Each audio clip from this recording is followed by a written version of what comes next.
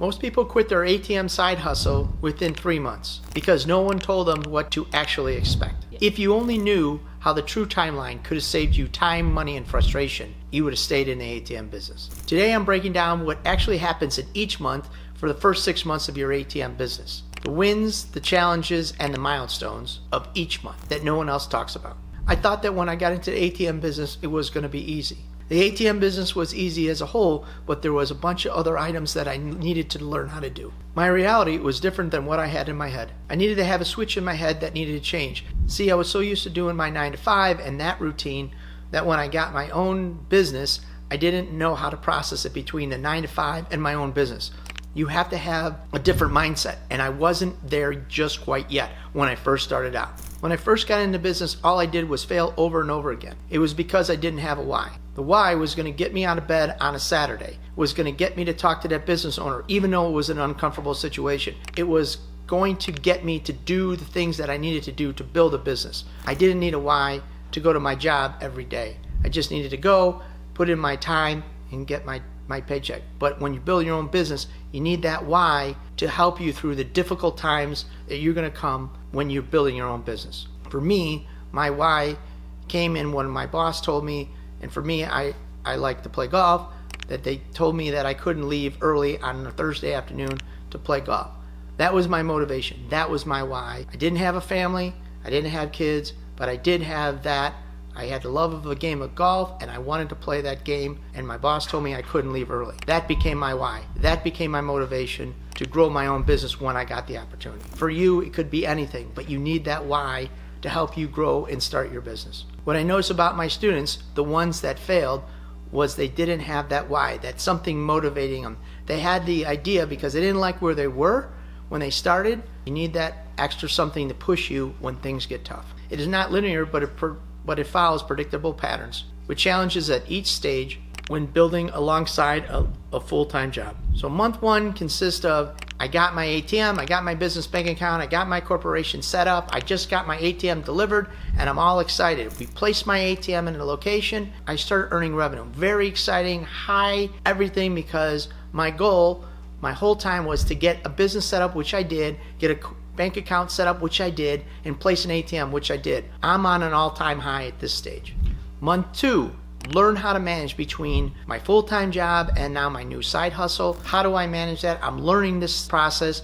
I might get a service call from time to time and managing, okay, I'm at work or I'm not at work. How do I handle that? Sometimes you don't get any service calls, but I have to fill the ATM. So there's that side hustle career balance between your ATM and your job. So I'm learning that in month 2. Month 3, get comfortable with one location and start looking for more. Month 4, this is where you start to lose motivation. This is where you've got your ATM business. It's where you want it to be. You need to start growing it. You're comfortable with the side hustle / work balance, but you're not growing your business. You're starting to run into some challenges. Maybe you're talking to some business owners, but you're not making any progress. You want to get more locations, but you're not. You're not developing your business skills, and you're starting to get complacent. It's like, well, maybe this isn't the right business for me. And you're starting to have those doubts. This is where your why comes in. This is where you need to develop that. If you didn't already have it, you have to develop it now, or you will be out of business in 3 more months. So month 5, this is where you get your why. This is where you start to use those motivational skills to go out and overcome those challenges with that business owner, or the fact that you don't want to talk to business owners, or you don't want to look for new locations.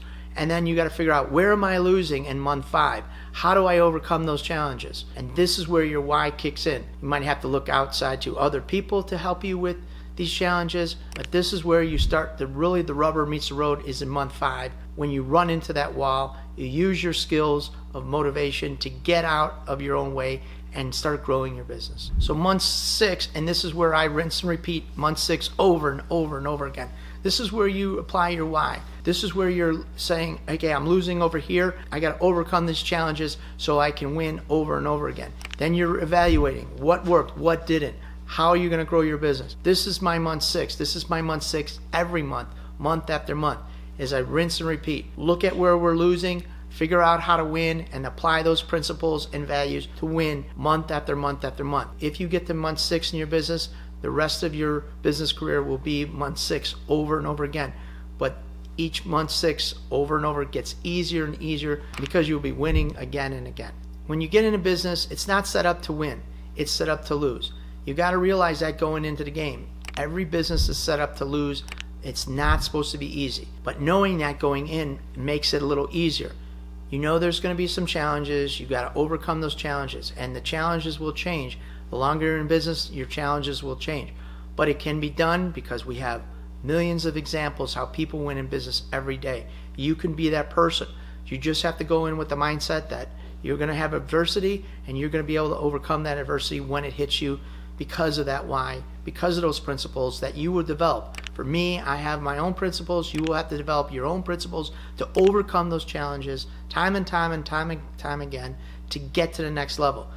After all, for me, it was a business owner telling me I couldn't play golf. For you, I don't know what those are. You have to figure out what those why questions are, and once you do, that'll be your propeller to put you into the future. So if you're thinking about starting your own profitable ATM business, I want to invite you to our free checklist entitled ATM Business Passive Income Checklist, the 5 things you need to know to start your profitable ATM business so you can have a clear roadmap towards ATM business success. You can earn between $250 and $1,500 of passive income every single month.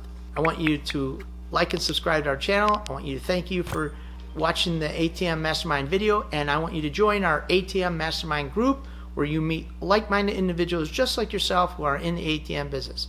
And we'll see you at the next ATM Mastermind video.